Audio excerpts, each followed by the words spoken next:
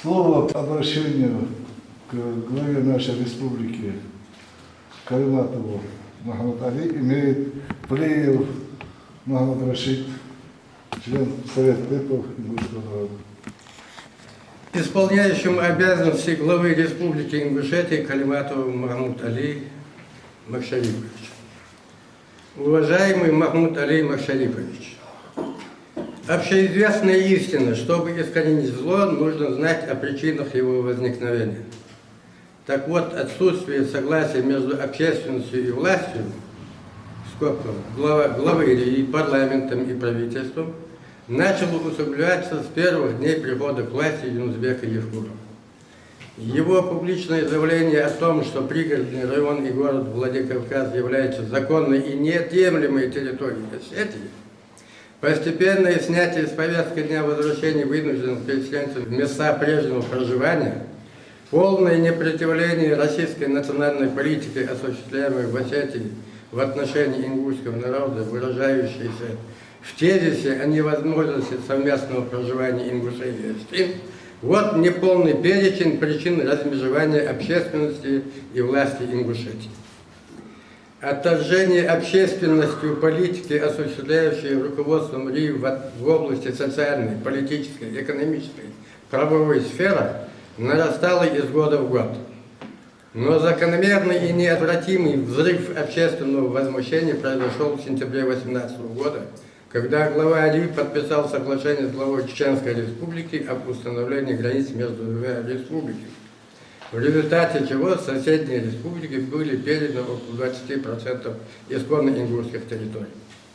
Этот акт, ущемляющий интересы ингушей, был совершен втайне от народа и в нарушении следующих правовых актов: законов РИ о суверенитете Республики Ингушетия и об установлении границ муниципальных образований РИ и наделении их статусом сельского городского поселения, муниципального района и городского округа, а также статьи 3 и 17 Конституции РИ.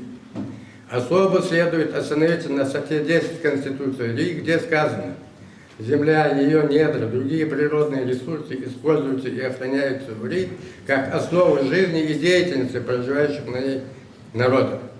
Депутаты Народного собрания в октябре 2018 года, принявшие закон от утверждения соглашения об установлении границы между РИ и ЧР, пренебрегли этим положением собственной Конституции. Более того, по свидетельству некоторых депутатов парламента РИ, голосование по этому вопросу счетной комиссии было грубо сфальсифицировано. При этом следует обратить особое внимание на факт, что данный законопроект, направленный в парламент РИ главой РИ, был рассмотрен незамедлительно, то есть в первом и окончательном чтении, что также противоречит существующему законодательству. В то же время законопроект о восстановлении границ Северной Осетии, подготовленный общественным движением «Ахтиюрк», грубо нарушает действующий регламент работы Народного собрания, уже который месяц лежит без движения.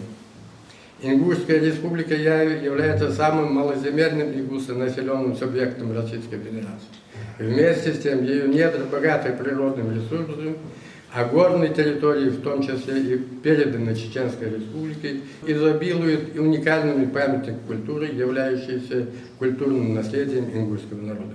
Все эти обстоятельства усугубляли нарастающий народный гнев против действий руководства РИ. Ингушский народ, испытывающий на себе циничное ущемление своих конституционных прав, декларируемых законами о реабилитации репрессивных народов и образования Ингушской республики в составе Российской Федерации, не мог ни понять, ни тем более принять подобные действия руководства республики. Это неприятие вылилось в массовые народные протестные акты. На митинге осенью 18 и весной 19 года вышли десятки тысяч ингушей. При этом митинговавший ингушский народ, свойственной ему ментальности, действовал строго в рамках существующего российского законодательства. Но руководство РИ предприняло против участников мирных митингов, а также против лидеров общественного движения Ингушетии беспрецедентно жесткие репрессивные действия. Их по одному и тому же делу по нескольку раз штрафовали по максимуму. Их заключали под стражу. В их домах и офисах проводили незаконный обыск. Их малые и средние предприятия закрывались, а реализуемый товар конфисковывался. хозяев офиса, эксплуатирующих под найм общественную организацию, заставляли расторгать договора о найме под страхом увольнения с работы, закрытия их предприятий и так далее. Уважаемый Махмуд Али Машарипович, ваше назначение на должность исполняющего обязанности главы РИ ингушского народа воспринято с достаточным энтузиазмом. И мы надеемся, что вы в вашей деятельности определите для себя самые болевые для ингушского народа вопросы. Мы прекрасно понимаем, что многие проблемы, стоящие перед народом, невозможно решить без согласования с федеральным центром. Но вашей власти дать возможность Народному собранию РИ принять закон о восстановлении границ Осетии, дезавуировать соглашение о передаче ингушских земель Чеченской Республике, убедить президента страны о целесообразности восстановления конституционных прав народа на избрание главы и депутатов парламента путем всеобщего прямого голосования, ходатайствовать об освобождении из мест заключения противоправно арестованных лидеров и участников общественных протестных актов. На наш взгляд, это единственный способ консолидации общественности и руководства РИ. На этой платформе мы, члены Совета Тейпов Ингушской Республики, готовы выступать твердой опорой в вашей деятельности в роли главы Республики Ингушетия. Искренне желаем вам успехов в деле восстановления конституционных прав ингушского народа. Совет Тейпов Республики Ингушетия.